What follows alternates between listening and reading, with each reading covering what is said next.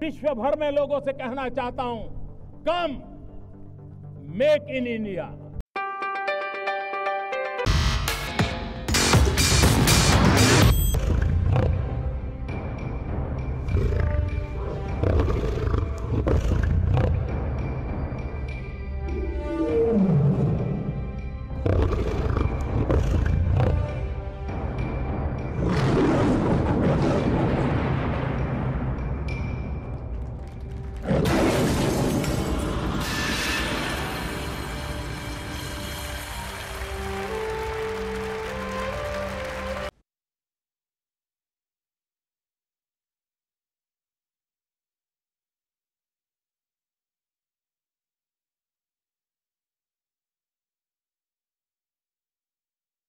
आप सबको दीपावली के पावन पर्व की अनेक अनेक शुभकामनाएं। छठ का पर्व भी अब राष्ट्रीय पर्व बन गया है तो वो और खुशी की बात है। और मैं देख रहा हूं कि पहले कुछ राज्यों के पर्व ज्यादातर वहीं तक सीमित रहते थे, लेकिन इलेक्ट्रॉनिक मीडिया की दुनिया का जैसे जैसे प्रभाव बढ़ा है उसका एक बात नजर आ रही है। जैसे नवरात्रि तो मैं देख रहा हूं वो ग्लोबल हो गई है, दुर्गा पूजा तो ग्लोबल हो गई है, इवन काइट फ्लाइंग तो एक अच्छा संकेत है। छठ पूजा भी मैं देख रहा हूं कि हिंदुस्तान के हर कोने में उसका महात्मा है। ये ठीक है कि उसके मूलभूत तत्वों की चर्चा बहुत कम होती है, क्योंकि उसमें सबसे बड़ा संदेश यह है कि कहा तो जाता है कि मनुष्य का स्वभाव है उगते सूरज की पूजा करना, लेकिन छठ पूजा वो उत्सव है जो डूबते सूरज की पूजा करना भी सिखाता है, और ये जीवन के लिए बहुत बड़ा संदेश है उसमें। तो इन सभी त्योहारों की मेरी तरफ से आप सबको बहुत बहुत शुभकामनाएं हैं। बहुत कठिन समय से दुनिया गुजरी। कोविड ने यानी मानव जात के इतिहास में जो बहुत बड़ी चीजें दर्दनाक है उसमें से वो एक कालखंड रहा, और उस कालखंड के कारण हमारी जो व्यवस्थाएं होती हैं, जो नियमितता होती हैं, वो भी खंडित हुई। तो पहले तो मैं जब यहाँ पार्टी का मैं संगठन का काम करता था, 1100 का रोड रहता था, तब भी ऐसे अवसर पर सबसे मिलना हो जाता था। प्रधानमंत्री बनने के बाद भी एक मौका मिलता था, लेकिन वो भी बीच में बहुत बड़ा गैप हो गया। लेकिन मैं देख रहा हूं कि इस बार पूरी तरह वो जो दबाव था कोविड का, पूरी तरह मुक्ति का आनंद इस बार उत्सव में नजर आया है। सब दूर उत्सव उसी प्रकार से मनाए गए हैं, लेकिन उस कालखंड में हमने कुछ साथियों को भी खोया। मैं व्यक्तिगत रूप से जिन पत्रकार मित्रों को जानता था उनको खोया, कुछ उनके परिवारजनों को खोया, ये भी मेरे पास जानकारी मिली। और जब मैं इन दिनों एक बात मैं जानता नहीं कि आज ऐसा विषय कहना चाहिए कि नहीं कहना चाहिए, लेकिन एक मैं अनुभव कर रहा हूं कि पिछले दिनों छोटी आयु के कुछ पत्रकारों को हमने खोया है। वैसे तो हम लोग दुनिया को पढ़ाते हैं, हम पढ़े लिखे हैं तभी तो पढ़ाते हैं, लेकिन 40 के बाद कम से कम एक रेगुलर मेडिकल चेकअप होना चाहिए। और जैसे हम लोगों की पब्लिक लाइफ है तो आपकी भी उतनी ही गति से पब्लिक लाइफ तनावपूर्ण और आपाधापी की रहती है। हम कोई ऐसी व्यवस्था विकसित कर सकते हैं कि जिसमें मेडिकल चेकअप के लिए सरकार भी कोई व्यवस्था करे, आपके बिजनेस हाउसेज हैं वो भी कुछ व्यवस्था करें, लेकिन 40 के बाद हमारे फील्ड के जितने भी साथी हैं, उनके परिवारजन भी हैं, हम एक रेगुलर मेडिकल चेकअप का, क्योंकि मैं सचमुच में बहुत हैरान हूं कि 40-50 की आयु के लोग हमने खो दिए। और ये बड़ा ही दर्दनाक था जी। और ये कोविड वाले नहीं, इसके सिवाय भी हमने खोए। तो ये मन को, और जब जिसको जानते हैं, सालों से जानते हैं, कभी मिले नहीं लेकिन देखते हैं, उनकी बातों को सुनते हैं, कभी पढ़ते हैं, तो एक लगाव तो होता ही है, आत्मीय संबंध होता है। और उनका जाना एक जरा मन को पीड़ा देता है। मैं चाहूंगा कि हमारी मीडिया टीम और आपके कुछ लोग मिलकर के इस पर हम कुछ अगर बना सकते हैं तो मुझे खुशी होगी। कोई व्यवस्था हम विकसित करें। साथियों, ये माहौल इन दिनों इतना विविधता भरा है, और मैंने देखा है कि दीपावली के पर्व में रसोई घर भी बहुत बिजी होता है, भांति भांति की चीजें बनती है। और मैं देख रहा हूं कि इस बार खबरों के रसोई जो है उसमें भी भरपूर मसाला है, क्योंकि 5 राज्य तो आपके हाथ में है ही है। वर्ल्ड कप भी है, और आप में से कुछ लोगों को संकट की घड़ी में भी जाना पड़ा है, रिपोर्टिंग के लिए युद्ध भूमि में जाना पड़ा है। तो मसाला भरपूर है जी, लेकिन उस सोशल मीडिया भी एक नया मसालेदार आपको परोसता रहता है, तो उसके कारण आपके जो रिपोर्टर्स हैं उनके लिए मुसीबत बहुत बढ़ गई है। वरना गांव या दूर दरार जिलों में जो रिपोर्टर थे वही आपके लिए अल्टीमेट वर्ड था उनका, क्योंकि उनने जो भेजा तो आप मानते थे यार अपना आदमी है, सही पता होगा। लेकिन उसी समय एक सोशल मीडिया में नजर पड़ता है उस डिस्ट्रिक्ट से खबर आई है, नहीं यार ये नहीं है वो है, तो फिर आप उसको कहते हैं यार तू क्या भेजता है, तो प्रेशर उसका बहुत बढ़ रहा है। और मैंने देखा है कि काफी मीडिया हाउस के लिए एफिशिएंसी इसलिए भी बढ़ रही है कि सोशल मीडिया की मदद से वो डिस्ट्रिक्ट लेवल की चीजों को वेरीफाई कर रहा है। एक बड़ा बदलाव नजर आ रहा है, और मुझे पक्का विश्वास है कि ये बदलते हुए खास करके टेक्नोलॉजी की दुनिया है, उसका प्रभाव बहुत तेजी से हमारी सभी व्यवस्थाओं में बढ़ेगा। 2-3 चीजें हैं जिस पर मैं आपकी मदद चाहता हूं, और मैं आशा करता हूं कि, और मदद इसलिए चाहता हूं, मदद कोई किसी से इसलिए मांगता है कि जब पता है कि मदद मिलेगी। वो ऐसे ही सोने की जाल कोई पानी में नहीं डालता है, और मैं तो नहीं डालता हूं। और मेरा भरोसा इसलिए है कि स्वच्छता का अभियान जो है उसको जिस प्रकार से मीडिया ने उसको तवज्जो दी, चाहे वो प्रिंट हो चाहे वो इलेक्ट्रॉनिक मीडिया हो, एक प्रकार से उसको हर एक ने अपना काम माना, और उसमें कभी पूर्ण विराम नहीं आने दिया। उसको उसमें नए रंग रंग भरते गए, उसमें लगातार उस व्यवस्था को, उस आंदोलन को, उस भावना को प्राणवान बनाया है। और इसके लिए मैं जब भी मौका मिलता है मैं मीडिया जगत का अभिनंदन करता हूं, धन्यवाद करता हूं। लेकिन उसमें मुसीबत ये हुई कि मेरी अपेक्षाएं बढ़ती गई। पहले तो अगर आप ये न करते तो मैं कहता ही नहीं यार इनको क्या कहें, लेकिन अब आप करते हैं तो कहने का मन करता है। 2 चीजें मुझे लगती हैं। एक,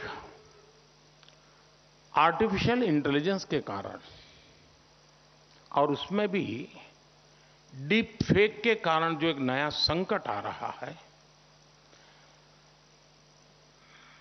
भारत का बहुत बड़ा वर्ग ऐसा है कि उसके पास वेरिफिकेशन के लिए या ऑथेंटिफाई करने के लिए कोई उसके पास पैरेलल व्यवस्था नहीं है। और बाय एंड लार्ज आजादी की लड़ाई से लेकर के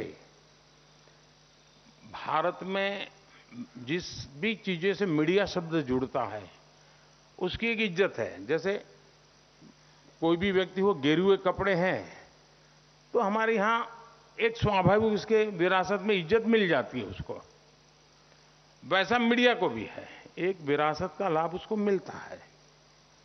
और उसके कारण डीप फेक हो तो भी वो भरोसा कर लेता है यार ऐसे थोड़ा आया होगा, कुछ तो होगा। और ये बहुत बड़े संकट की तरफ जाएगा समाज में, और शायद वो असंतोष की आग भी बहुत तेजी से फैला सकता है समाज जीवन की व्यवस्थाओं को। और ये बहुत मुश्किल काम होता है, बहुत मुश्किल काम होता है।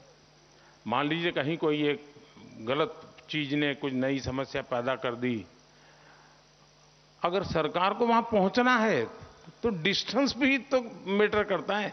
अब आपको तो डिस्टेंस समय मैटर ही नहीं करता है, तुरंत पहुंच जाता है। अगर लोगों को एजुकेट कर सकते हैं हम हमारे कार्यक्रमों के द्वारा कि आखिर है क्या, आर्टिफिशियल इंटेलिजेंस कैसे काम कर रहा है, डीप फेक क्या कर सकता है और कितना बड़ा संकट पैदा कर सकता है, और उसमें जो चाहे वो बना सकते हैं जी। मैंने अभी एक वीडियो देखा जिसमें मैं गरबे गा रहा हूं और मैं खुद भी देख रहा क्या बढ़िया बना है जबकि मैं स्कूल एज के बाद कभी मौका नहीं मिला मुझे। मैं स्कूल में बहुत अच्छा खेलता था, गरबे बहुत ही अच्छा खेलता था, लेकिन बाद में कभी मौका नहीं मिला। लेकिन अभी जैसे आज ही बनाया हुआ ऐसा वीडियो, ये आर्टिफिशियल इंटेलिजेंस की ताकत है कि उसने बना के रख दिया है और चल रहा है, और जो मुझे प्यार करते हैं वो भी इसको फॉरवर्ड कर रहे हैं मैं औरों का उदाहरण देना नहीं चाहता हूं, इसलिए मैंने दिया नहीं, मैंने अपना ही दिया। लेकिन एक चिंता का विषय है जी, हम आर्टिफिशियल इंटेलिजेंस, हम जैसी सोसाइटी जो विविधताओं से भरी है, जब पहले मूवी आते थे एक आध कहावत उस मूवी में आ जाए, आती थी चली जाती रही। आज एक आध कहावत आ जाए तो पूरी मूवी चलना बंद हो जाए, मुश्किल हो जाता है कि तुमने उस समाज का अपमान किया, वो किया, ढिकना किया। वो उसने अरबों खरबों करोड़ों रुपया कुछ भी खर्च किया, वो कोई पूछने वाला नहीं है, तुम जवाब दो तुमने क्या किया, ये हाल है। ऐसे में आप इस शास्त्र को तो समझाने से तो कोई लाभ बहुत ज्यादा नहीं है, लेकिन उसके प्रभाव क्या हो रहे हैं उदाहरणों के साथ, तो कोई भी, वैसे मुझे जब इस विषय को आगे बढ़ाने व्यक्ति चैट जीपीटी के लोग मिले थे तो मैंने उनको कहा था कि जैसे सिगरेट पे आता है इट्स कैंसरस, पीना पीना पीना तुम्हारी मर्जी, लेकिन लिखा हुआ रहता है ये हेल्थ के लिए हैजार्ड है, ऐसा लिखा हुआ था। तो मैंने कहा तुम्हारा जो भी चैट जीपीटी का उपयोग करता है या कोई इस प्रकार से एआई का उपयोग करता है तो वहां एक आना चाहिए, इट्स अ डीप फेक। फिर उसको देखें, आनंद करे, जो करना है करे, लेकिन उस पर आना चाहिए। ऐसा मैं, उन्होंने कहा साहब मुझे भी बड़ी चिंता है कि ये मैंने कर तो दिया लेकिन कैसे रुकेगा, तो एक बड़ा चिंता का विषय है। दूसरी मेरी एक अपेक्षा है जिसको मैं समझता हूं कि आप जरूर मदद कर सकते हैं। किसी भी समाज में, व्यक्ति में, राष्ट्र जीवन में कुछ पल आते हैं, कुछ कालखंड आता है जो हमें बहुत बड़ी ऊंचाई पर जाने के लिए एक जंप दे देता है। आज मैं जो वैश्विक परिस्थितियां देख रहा हूं, जिस जगह पे मैं हूं, तो मुझे कुछ ज्यादा गहराई में देखने का अवसर मिलता है। मैं समझता हूं शायद ऐसा काल हम लोगों के सामने हम देख पा रहे हैं। हमारा ये कालखंड उस भव्यता की तरफ जाने वाला कालखंड से जुड़ा हुआ है। विकसित भारत की बात ये शब्द नहीं है दोस्तों, ये जमीनी सच्चाई है, पूरी संभावना है। अब जैसे इस बार वोकल फॉर लोकल, आप सबने भी मेरी मदद की। ठीक है, अभी तो लोगों का दिमाग दिए तक रहता है। उनको लगता है वोकल फॉर लोकल मतलब दिया खरीदना। उसको ये मालूम नहीं कि मैं गणेश चतुर्थी में छोटी आंख वाले गणेश जी क्यों लेता हूं और कहां से लेता हूं। हमारे देश के गणेश जी तो छोटी आंख के हो ही नहीं सकते, लेकिन लेता है, पता नहीं उसको। अगर हम वोकल फॉर लोकल इस विषय को जितना बल दिया, और मैं इस छठ पूजा के साथ जोड़ करके हिसाब लगाऊं तो इस एक वीक में 4.5 लाख करोड़ से ज्यादा का कारोबार हुआ है जी। ये देश के लिए बहुत बड़ी बात होती है जी। और उसमें हर छोटे मोटे व्यक्ति की जिंदगी में कमाई होती है। और मैं इसी ताकत के आधार पर कहता हूं कि हम विकसित भारत की विषय को बहुत सफलतापूर्वक आगे बढ़ा सकते हैं। लेकिन उसके लिए एक विश्वास पैदा करना होता है, सकारात्मक चीजों से लोगों को किसी की वाहवाही करने की जरूरत नहीं है, असत्य को दबाने की जरूरत नहीं है, वो मैं आपसे अपेक्षा भी नहीं करूंगा। लेकिन जो चीजों में सामर्थ्य है, जो देश को आगे बढ़ा सकते हैं, ऐसी चीजों को हम बल दे सकते हैं।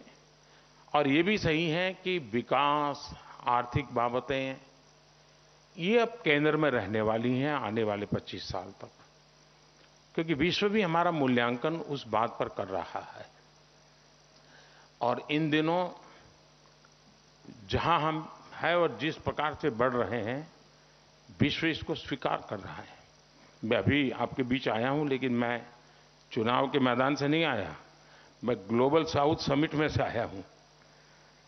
130 देशों का ग्लोबल साउथ समिट में होना, ये अपने आप में मैं मानता हूं, जो आपके यहां जो विदेश मंत्रालय की चीजें देखते होंगे, इनके लगता होगा कि ये बहुत बड़ी बात है। यानी कुछ तो है जिसके कारण ये हो रहा है। हम 2047 विकसित भारत का मिजाज, अब देखिए दांडी यात्रा, भारत का मीडिया का ध्यान बहुत कम गया था। महात्मा गांधी जब दांडी, भारत में उस समय जो भी मीडिया पैदा हुआ था वो सिर्फ आजादी की लड़ाई के लिए पैदा हुआ था, वो अंग्रेजों के खिलाफ जंग के लिए तैयार हुआ था। लेकिन उसके बावजूद भी उसको दांडी यात्रा की ताकत नजर नहीं आई थी। पहली बार जब एक विदेशी पत्रकार ने उसकी स्टोरी की तो उसने बाद में लोगों को चौकन्ना कर दिया कि ये क्या हो रहा है। वरना लगता यही था कि यार एक छोटे से रूट पर 250 लोग चल रहे हैं और एक चुटकी भर नमक उठा के होना क्या है। लेकिन उस पत्रकार ने लिखा था कि ये कोई बहुत बड़े रिवॉल्यूशन का ये मजबूती है इसमें। और उसके बाद हिंदुस्तान के मीडिया ने भी उस चीज को, और वो एक ऐसा टर्निंग पॉइंट बन गया कि जिसने देश को विश्वास पैदा कर दिया कि अब आजादी लेके रहेंगे। ये अपने आप में बहुत बड़ा, मैं समझता हूं कि कोविड के संकट में दुनिया की तुलना में हमारा जो कुछ भी अचीवमेंट है, उसने भारत के लोगों में विश्वास पैदा किया है, दुनिया में भी पैदा किया है कि भारत अब रुकने वाला नहीं है। आप कैसे मदद कर सकते हैं, लोगों को कैसे मोटिवेट कर सकते हैं, आगे बढ़ने के सपने। अब जैसे 13.5 करोड़ लोगों का 5 साल में गरीबी से बाहर आना, वो तो एक विषय है। लेकिन इतने परिवार जब न्यू मिडिल क्लास बनते हैं तो उसके एस्पिरेशन का लेवल अपर मिडिल क्लास का होता है। वो भी चाहते हैं मेरे घर में टीवी आ जाए, वो भी चाहता है अब पंखा नहीं एसी आ जाए, वो भी चाहता है चेयर नहीं सोफा आ जाए। जो उसके एस्पिरेशन है वो किसी की बराबरी में बैठने के होते हैं। वो चाहता है वो घर के बाहर साइकिल नहीं, अब घर के बाहर गाड़ी खड़ी होनी चाहिए। यानी ये एक बहुत बड़ा उसका इको इफेक्ट होता है व्यवस्थाओं पर। और वो इसको मैं मानता हूं आज जो इस दिवाली में इतना बड़ा मार्केट, उसके पीछे एक कारण ये एस्पिरेशनल सोसाइटी है। जो बहुत तेजी से बराबरी करना चाहती, और आज उसके जेब में बैंक अकाउंट है, रुपए कार्ड है, रेडी पटरी ठेले वाले लोग, उनको 2 राउंड 3 राउंड बैंक से लोन, सामने से मोबाइल फोन पे मैसेज आता है कि भाई तुम्हारा कारोबार अच्छा है, तुम और लोन ले लो, और एनपीए हार्डली 1%।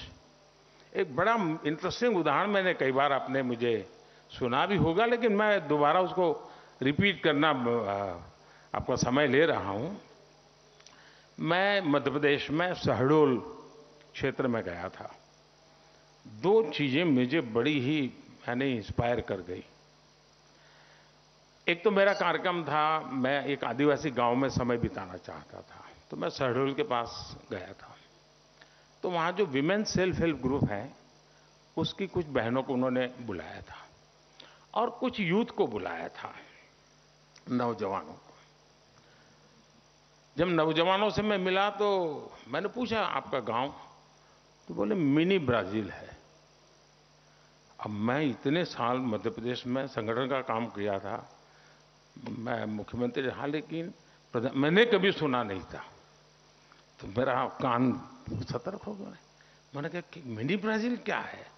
बोले साहब हमारे हर गली में फुटबॉल क्लब है, और बोले हमारे यहाँ, और एक कोई मुस्लिम सज्जन थे, नाम मैं भूल गया, वे पहले खेलते थे, फिर शायद उनको फिजिकल प्रॉब्लम हुआ, फिर वो कोच के रूप में काम करे, वो उस गांव के थे।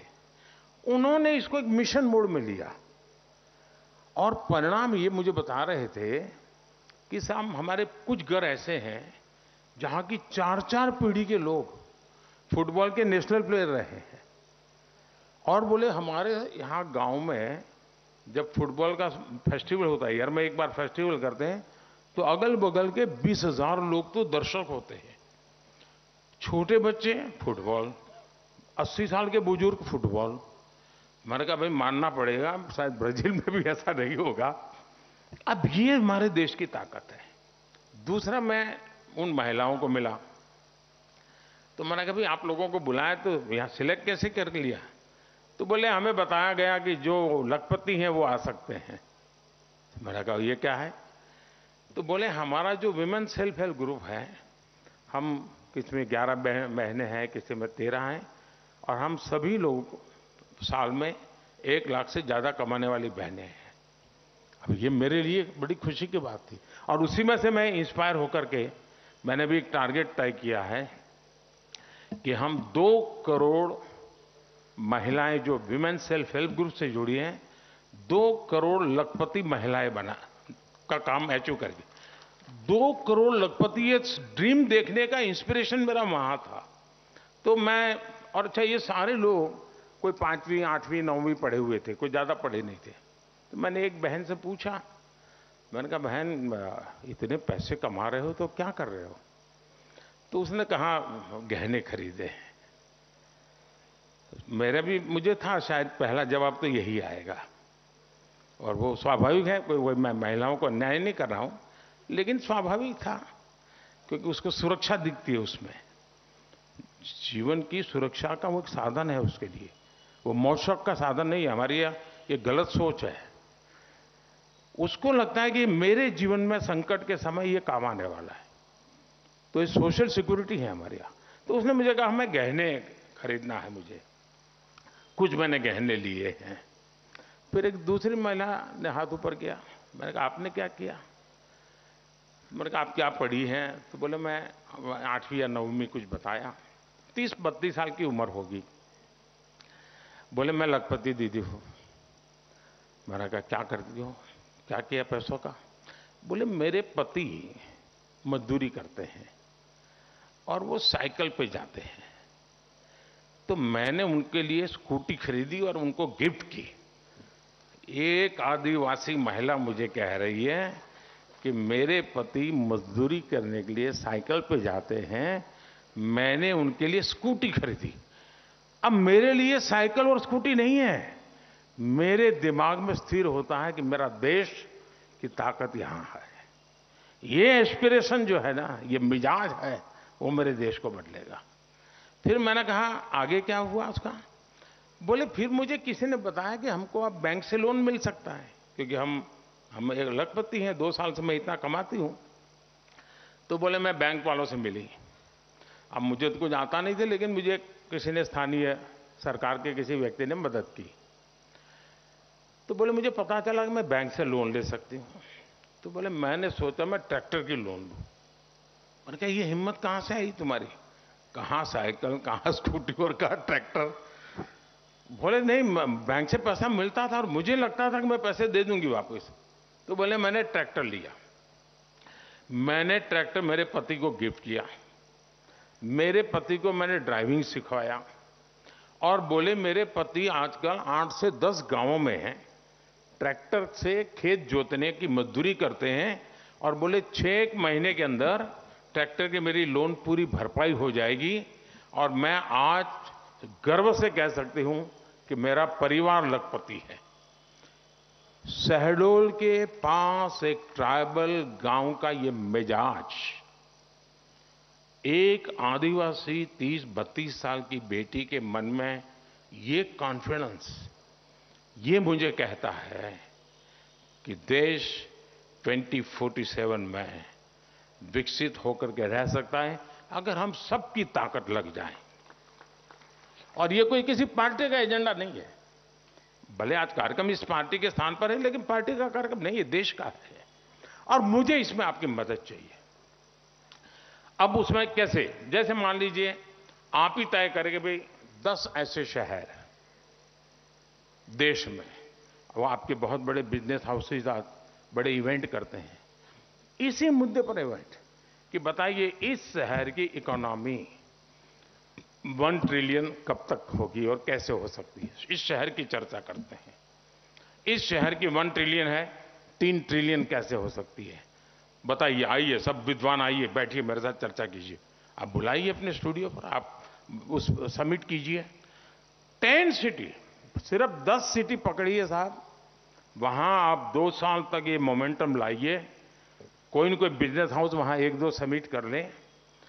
हर महीने 2 महीने कोई न कोई समिट हो रहा है और विषय चर्चा में चल रहा है कि भाई इस शहर को मुझे मेरे राज्य का इकोनॉमी का ड्राइविंग इंजन बना देना है। बन जाएगा जी, पक्का बन जाएगा। और इसलिए मुझे जो दूसरी मदद आपसे चाहिए, वो दूसरी मदद मुझे ये चाहिए, और त्योहार में तो कुछ मांग भी सकते हैं जी, और मैं तो ऐसा इंसान हूं जिसको मांगने का पूरा हक है, और इसलिए मैं आपसे मांग रहा हूं कि आप कुछ न कुछ योजना बनाइए। 10 शहर अपनी इकोनॉमी को डबल करने के लिए क्या कर सकते हैं, क्या योजना, और वही ड्राइविंग फोर्स बनने वाला है जी। मुझे पूरी समझ है इन चीजों की। मुझे उस विद्वानों की लिस्ट में तुम्हारा नाम नहीं हो सकता है, लेकिन धरती के आंकड़े निकालोगे तो दिखाई दूंगा कहीं पर दोस्तों, ये पक्का दिखाई दूंगा। और इसी विश्वास के साथ मैं आप सबसे दीपावली की, और मैं गुजराती हूं तो हमारे लिए नया वर्ष होता है, आपको बहुत बहुत शुभकामनाएं देता हूं। आपके उज्जवल भविष्य के लिए, आपके व्यक्तिगत जीवन में भी इच्छित सारी सिद्धियां आपको प्राप्त हो, आपके परिवारजन को भी सुख शांति समृद्धि और उससे भी बड़ा संतोष मिले, इसी एक भावना के साथ आप सब आए। मैं आपका हृदय से आभार व्यक्त करता हूं। बहुत बहुत धन्यवाद।